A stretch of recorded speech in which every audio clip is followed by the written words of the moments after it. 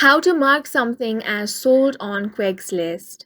Hi guys, welcome to our channel. Let's begin. In this video, I will guide you on how you can mark something as sold on Craigslist. For this, open up any web browser and head over to craigslist.org.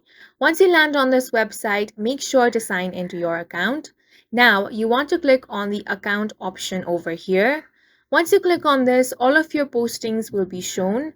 Now here, this posting is active. If you want to mark this as sold, click on the edit option.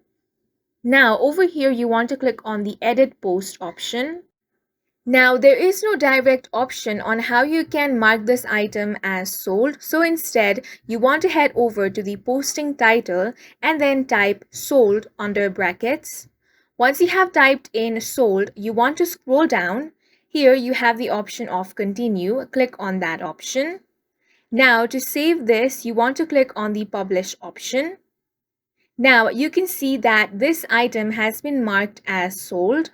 After your posting has been sold and you want to delete this, simply click on the delete option over here. Once you click on the delete option, that posting will be deleted. And that's it for this video. If you found it helpful, please make sure to hit the like button and subscribe for more videos like this.